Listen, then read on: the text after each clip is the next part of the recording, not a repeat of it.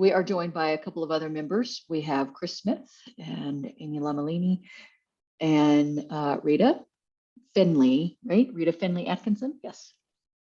So what we're going to do today is we're going to, Vance is going to kind of go through some of the best practices of designing accessible materials. And these would be materials that you would use for your presentations, whether they are with AECT or any other conference. And then after that, we will stick around and answer some questions. If anybody has any specific questions, you can either type them in the chat so you don't forget it, because I'll be monitoring that. We will be, yes, we are recording. Sorry. We will be answering questions if you want to while he's speaking, but if you want to just hold off until the end, absolutely just put them in the chat and then we'll check back with that later. So without further ado, I will hand this over to Mr. Vance Martin. Thank you. So today we're going to talk about creating accessible materials. So probably good to start with a definition to narrow this in, focusing on a person with a disability is afforded the opportunity to acquire the same information, engage in the same interactions, and enjoy the same services as a person without a disability in an equally effective and integrated manner with substantially equivalent ease of use. In other words, an individual with a disability must be able to obtain the information as fully, equally, and independently as a person without a disability. And so from the standpoint of accessibility, this is something that is, one, the right thing to do, and one, the thing that in my normal job, I tell people that there are 4 federal, and in our case in Illinois, 1 state law that says you must do this. So we're going to cover how, when we think about making digital content, we do that.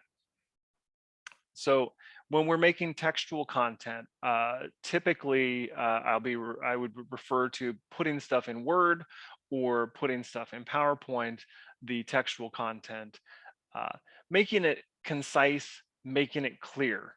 From the standpoints of best practices, thinking about how can we make the content understandable, perceivable for as many people as possible, whether those people are encountering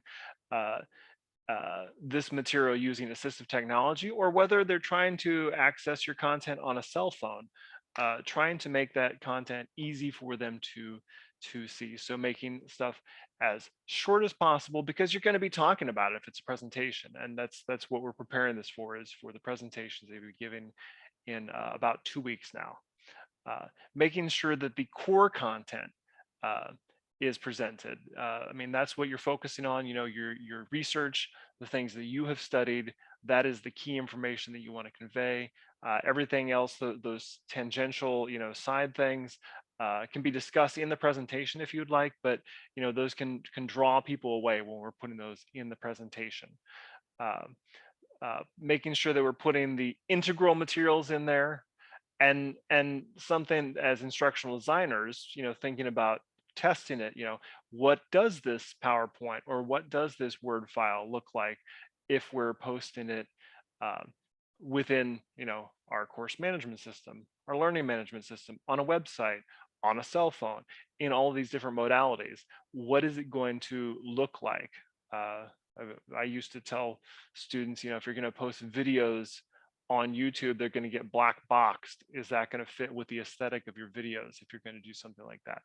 But making sure that the textual content carries the message, because somewhere between, according to the CDC, 19 and 25% of our population within the US has some form of a learning, cognitive, or physical disability. So they may only be able to access the textual content for various reasons. So one of the things that you want to think about when you're doing that is the semantic structure. So when I work typically in workshops, sometimes with faculty, people will say, oh, well, I don't know how to do this, or I don't want to do that. And I'll usually say, hey, how many times have you written an article where you had to use one of the 4,000 different citation methods, and because you were going to get a publication out of it, you were willing to put it into the, uh, Wakandan citation method, or the Moldavian citation method, and you did it because you got to put that on your CV. So when we're making something in Word, or when we're doing something in PowerPoint, using the headings, which is on the um, top, it's the bar that has normal, heading 1, heading 2, heading, it may not have a heading 3 until you hit heading 2, but it has all the different uh, structures that you can use within Word. And if you do that, it's one of the few things when we're doing accessibility that'll make your life a lot easier, because you can always change the look of that later. It'll allow you to do outlines, it'll allow you to do table contents. Putting that in there will help a lot. Also thinking about, if it's going to be something that's digital, putting this in some form of a font, like Arial, usually an Arial 14 perhaps, to make it easier to read in a digital format for those people who are using the visual information to understand the content. Um, Versus if you were going to print it, you would want to use something like a Times New Roman, uh, that would make it easier for them and give those little stops, if you will. Making sure that the document flows. I mean, part of this is making it, perceivable and understandable to various audiences, um, to make sure that it's clear, concise, short, relevant, follows in a normal manner. Um, Also, when you think about things like lists, you may have found out lots of stuff in your research that you want to present. Is it something that's actually hierarchical? If so, you want to use numbered lists. If it's just a lot of different points in general, bulleted lists, because not just for people who may be using the screen reader, which would announce that it's a numbered list of 1, 2, 3, 4, um, but maybe somebody else who has understands it as, your research has indicated that these are the 4 findings, and that 1 must occur before 2 must occur before 3. Um, so making sure that we're using a semantic structure allows people to look at a document, understand the document, or if they're using screen reading assistive technology, um, to be able to follow that document as well, um, and navigate it. Something else that is important to think about is that if we're using tables to represent our findings, that tables should only be used for tabular data. I do know that, and I do remember, and as Chris, who's on this, attested last year, back in the day when we were dealing with HTML, sometimes we use tables for layout, and these days that is something that we don't do. Uh, we want to make sure that we have proper headings for all of the data in our rows. We want to make sure that whatever the number of heading rows there are, we have that equal number below that. The short version of why this is so, from an assistive technology standpoint, is a computer is like a super smart 3-year-old that wants to show you that it knows everything. And if we do something like merge cells lower in the table, it's going to confuse assistive technology, because it'll say, hey, we should have 4 columns in the first row. We've gotten to these, next rows. Now there are 3 or 2. This does not literally compute. We don't know what lines up with what, and it does not make sense. And it will confuse. And in some cases, depending upon what screen readers people are using, it can actually just make the whole program crash. So making sure that we line everything up, we put in headings, we don't merge cells. Also make sure that we only put the relevant data, because for those of us, I mean, I sit through a lot of presentations like this too. Do we really need 500 different cells in a PowerPoint presentation? Potentially not. If we're going to review it later, potentially so. but no one's really going to look at all of that in your presentation, or it could be distracting. Thinking about how can you give a summary of your table is also important for all audiences. Um, really, tables should be used when the data makes sense to be presented, not for stylistic, because our goal is clarity. Our goal is getting our information across.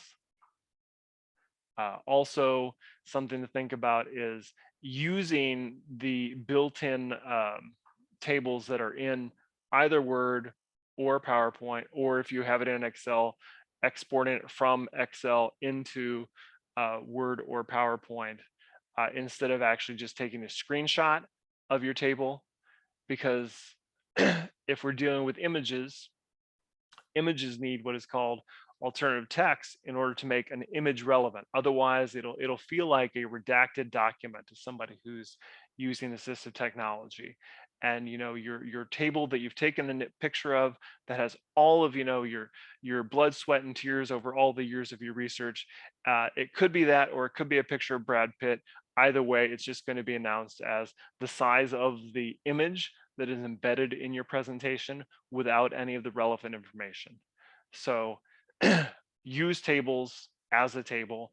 If you do have images of the site where you did your research, then describe the relevant information that you need from that image. And this could change based on what your presentation is. So I have a thing here that if it's a picture of Harry Truman, alternative text for an image could just be Harry Truman. If it was a picture of an atom and you're not teaching some sort of a science class, you could just say molecular structure of an atom. Perhaps if it's a science class, you would need to go, and this is where my scientific knowledge will end, all of the smaller structures that are within an atom, protons and neutrons and such.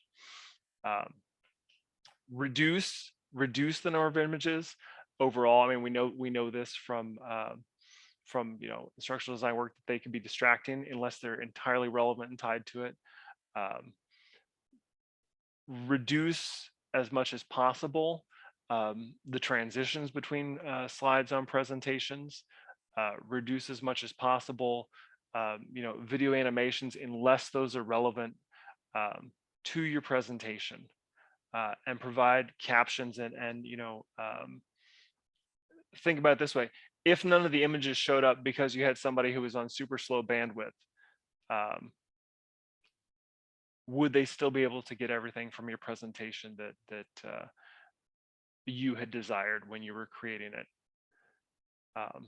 And I think that overall, I mean, this is really a matter of thinking critically about what that information that we want to convey to our audiences are when we're choosing the wording, when we're choosing the layout, and when we're choosing the images that we put in our presentations. As I said earlier, if you use headings and if you use the style sheets within Word, you can always change that. It's just a matter of at a later point saying, I don't want it to be Arial. I prefer it to be Times New Roman. It's just a matter of changing that setting, and then it'll flow through automatically. Also thinking about colors, there are certain colors that are color contrast issues for people, that they may not be able to actually see certain color combinations together. I'm sure that some of us have been to the doctor's office and seen or been forced to see those numbers where there are numbers superimposed within a different background, and if we see them properly, we get an okay, and if we don't, then we're labeled as colorblind. And about 10% of the Caucasian population, most of them male, fit into that category. So I will say that sometimes when I do presentations, certain groups will say, none of my students have any form of a disability. This would never affect them. And when you look at their student population, color blindness may be something that they have a lot of trouble with. So think about that, because again, we want our information to go across, get across to people. I will say that if we're dealing with Word or PowerPoint, that both of those for PC in the 2013 and above, so 2013, 2016, 2019, and Office 365, all have an auto checker in it for accessibility, which will highlight all of the, no, it will highlight many of the accessibility issues within your presentation or your document and give you instructions on how to fix that. If you're a Mac user, it'll be the 2016 and above versions that'll have that ability. If you're using Pages or Google Docs,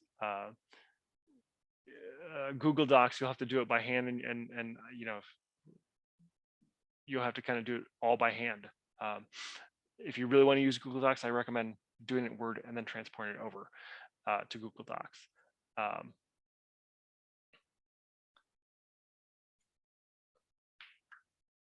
I will say, if we want to post all of our presentations or data or information for dissemination and share that, then thinking about the file extensions that are going to be most useful.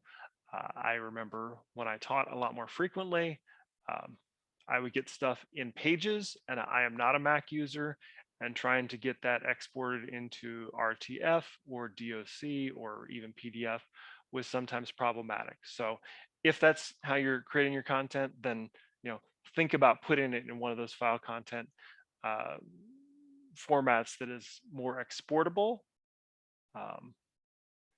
Consider the constraints of your audience, that not everybody may be a Microsoft campus or may not have access to certain pieces of software to open stuff. So giving them the most globally and cheap option for getting and opening the content is something to think about. And also, I think that when we think on a national and an international scale, the time or ease of download and speed is still something in some region. I mean, even within Illinois, where I'm at, there are certain sections of the state that this is still a consideration. Where people are download their content from satellites on silos. Also thinking about, and when it comes to exporting content and other mediums and how we're going to present stuff. So when we deal with accessibility, to draw on SNL of the past, I like to say that there are certain levels of accessible document formats. And so Word, if you've done most of the work on it, is a pretty accessible format. PowerPoint, if you've done the accessibility work on it, is a pretty accessible format. If we say something is PDF, then it becomes less accessible. So I've taught long enough in an online modality that I remember when we were encouraged to save everything and export to PDF, because that was something that you could open on various types of computers. But when we're dealing with accessibility, a PDF as the only form of sharing that information is not the best way to do that from an accessibility standpoint. You can make PDFs accessible. It takes time. So if you can share an accessible Word document with a PDF, that would be okay. But the PDF, unless you want to learn how to do all of the accessibility work on PDFs and then do all that work, it's probably time prohibitive. But I mean, again, thinking about how you want to share all of this information in a to a wider audience. And with AECT, I think that as a hybrid, that we could potentially still have people accessing our content from various sectors of the world that may not have all of the abilities to open that. So potentially make a Word doc that's accessible, and then sharing a PDF as well would be okay. So that's the short version of this. It always comes down to the specifics of, well, I'm operating on Word 2016 on my campus, or we have Word 2019, or I like to use Pages or something like that. So Let me stop sharing. I think Rebecca stopped sharing for me. So there you go. All right. Thank you, Vance, for that very detailed walkthrough. And I'm glad that we have it captured on, excuse me, the recording. Does anybody have a question specifically related to any items that they might be, putting into their PowerPoints or other presentation materials that they want to ask while we're here?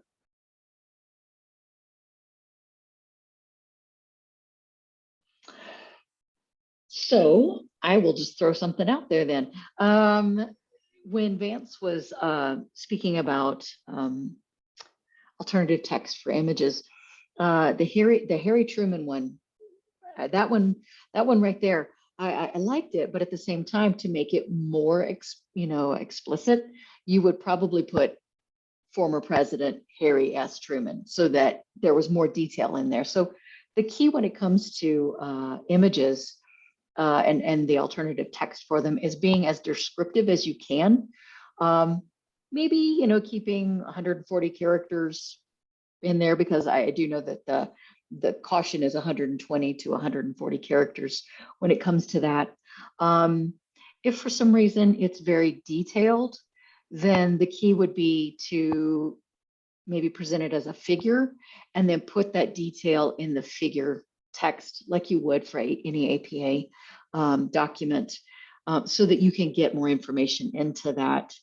And then just making sure that you describe it when you are talking about it in your presentation.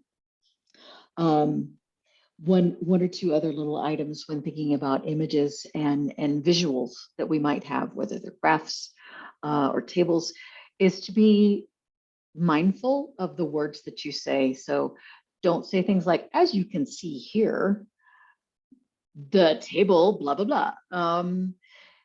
Making sure that, thank you, Amy, making sure that you say in the table, blah, blah, blah, right? The first line item that we have, or the first category that we have, is PDQ. PDQ is related to blah, blah, blah, right? So making sure that you use the words or choose your words with caution, so that you're mindful of the fact that having those cues will help you to remember to describe things as you go along. I know sometimes when I present things, that tends to happen. And sorry, somebody was asking to join. Sometimes I will be presenting something and I will forget to add a particular bit of information about something, and I will use my cues for myself, right? So that I'm mindful of how I'm describing things. And then I will always caution or add to that, after you've described something, ask if it's clear to your audience. You may say something like, let me get my phone. So on the screen right now, I'm holding up my cell phone. It's a Samsung generic touchscreen phone. And I use this typically for answering emails throughout the day so that I don't miss anything. Now, if this was more complicated, right, I would say, does everybody understand kind of what I'm talking about, or how I use this item that I've described, so that if somebody does understand it, they can maybe add to it if somebody else doesn't understand it. This is also not just for persons who may have visual acuity issues. This is also for persons where I speak English as my first language. English might not be their first language. And so it helps them to make that transition between what I'm saying to their language that they understand, maybe, and then they could ask follow-up questions to get at it. Try not to use slang. Try to use the real words. I'm really bad about that. So idioms, there you go. Using idioms can be difficult to translate for an international audience. Yes. Thank you, Rita. So yeah, if you have something that you're using and you feel that it's common, might not be common for everybody. So try to stick to full descriptions rather than, I used my dilly bopper, which, dilly bopper phone. Yeah. The same goes for acronyms too. So we constantly talk in acronyms in our field. We just do. Even our field is not an acronym, I guess, but a shortened version, EdTech, right? Educational technology, right? So spelling that out and having everybody share the same language is really important. And Rebecca actually did a really good presenting tip that I'm going to throw in there. When Rita posted in the chat, she read it aloud so that everyone would have access to it. So that's another really good presentation tip. Which, I mean, I missed Amy's tip. That's Amy fine. I see how. I'm like, whoa, yeah. Yeah, so when you are presenting, if you are presenting at AECT, there will be a volunteer in the room that will help. If you have information that you place in the chat, if it's a link or whatever, they will call it out so that everybody knows that there's a link in the chat. If there are questions in the chat, they will all be training with me very soon to learn to do things like that, like read aloud questions and comments and things like that, so that everybody can participate in the conversation. Do we have any questions or thoughts from anybody else?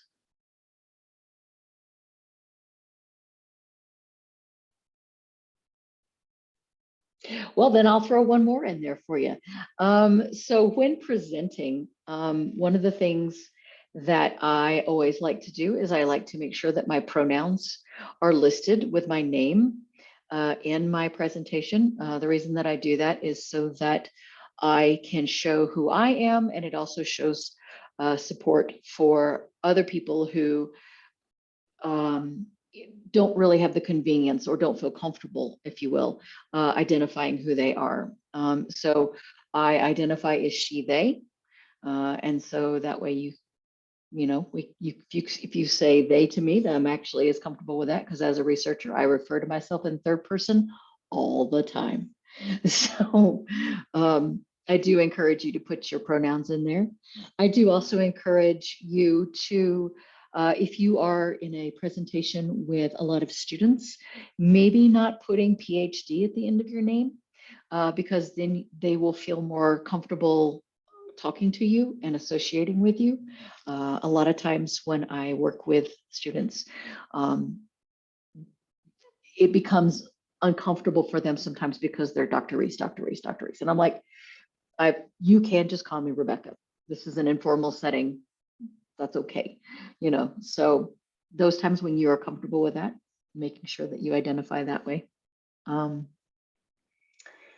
And then just checking in with folks, like I'm going to check in again. Does anybody have any other questions or thoughts or anything that they'd like to share?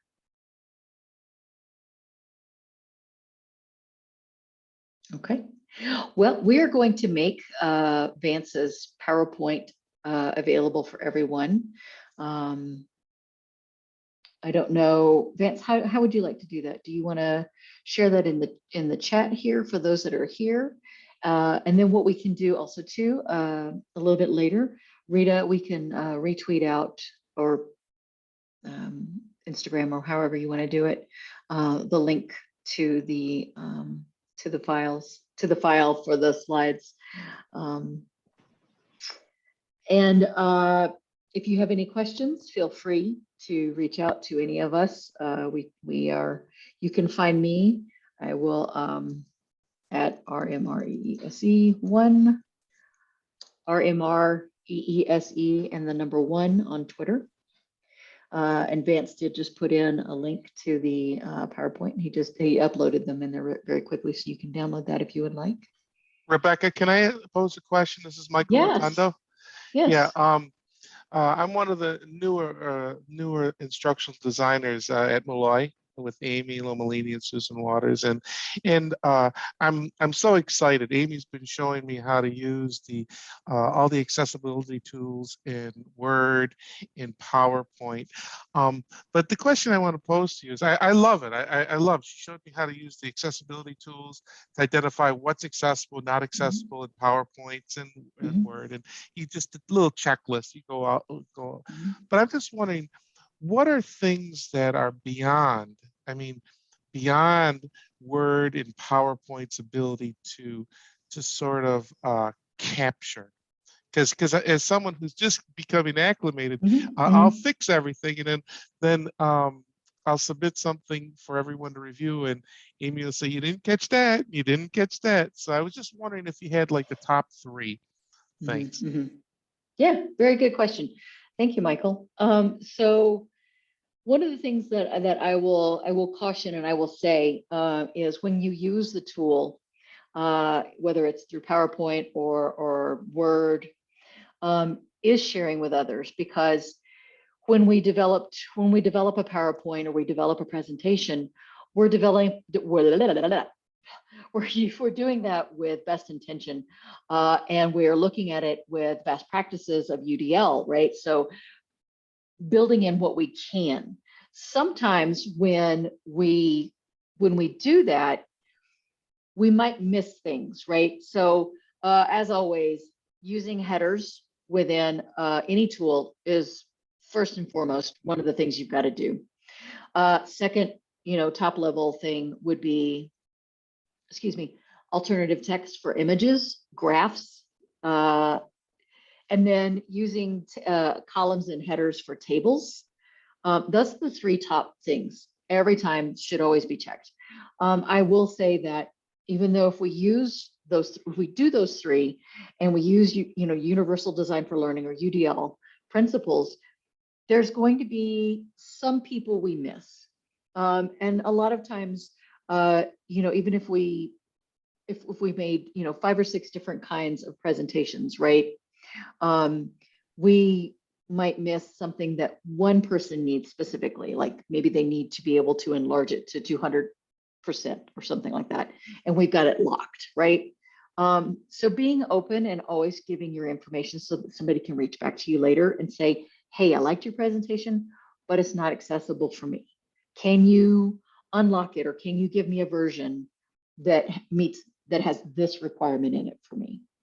That's the fourth thing that you can do, is just be approachable, be that person that's willing to take that extra step and make something for an individual, because you never know, that individual, may sit back and take your idea, right, that you shared, and just explode with it and do so much more with it and grow that. And they wouldn't have been able to do that if you hadn't have shared it in a way that was accessible for them.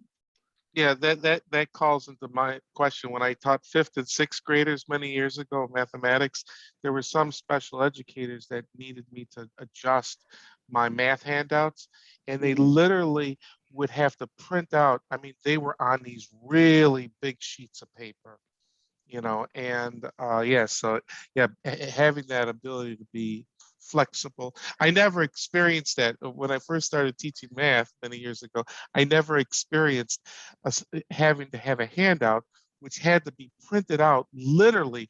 I'm not kidding you. These really big sheets of paper for the little kids to write on. So that's what I learned. You have to be flexible. Thanks. Flexibility is the key. Yeah. Thank you so much, Michael, for the question. That's wonderful. Well, Rebecca, I would just add to that there are certain things that the accessibility checker in 2019 and 365 no longer catches that 2016 used to.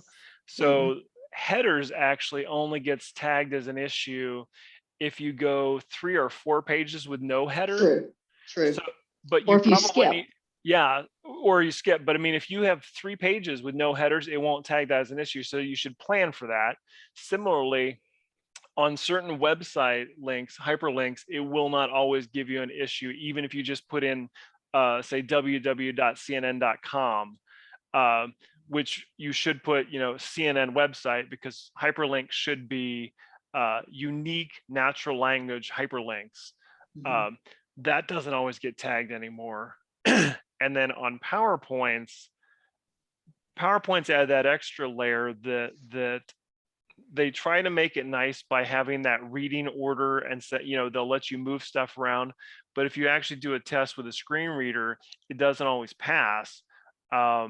Because some of that stuff, kind of like with Photoshop or something like that, it's kind of sitting there as an unseen layer. So actually creating templates on the master slide master on PowerPoint, creating often used templates that then will follow that proper order, will solve that issue so that stuff gets tagged properly for the reading order it should follow. Mm-hmm. And I'll throw in there very quickly, a lot of times I have conversations with folks and they say, well, what screen reader do you use to check? With my presentations, I don't use a screen reader to check because I have it for work, right? I use those for when I'm testing course materials, right? But there's so many different screen readers and everybody has different ways of using them. So you could test it and it works really well with JAWS, but then it might come back and not work so well with one of the other tools that maybe somebody's tweaked. So, like Vance said, just doing the best you can to making the document as accessible as possible, and then being that person that they can reach out to if they have another need. Yeah, and I'll just follow up on that same comment. Like, we're never going to be able to address everything. It's not going to be a checklist that once we're done, we've checked off all the boxes and we're good to go. If you've ever tried to use screen reading technology as a sighted person, it's very different to try to get through and work through. And then of course, like languages and dialects, you've got different shortcuts and settings and stuff that you can do in all those. So the basic main pieces that we hit on today, if those, that's kind of like your universal design for accessibility. So if you hit those main pieces, regardless of the technology they're using, the assistive technologies, any of that type stuff, you should be good for the most part. You're not going to always capture 100% all, but you're going to be very close.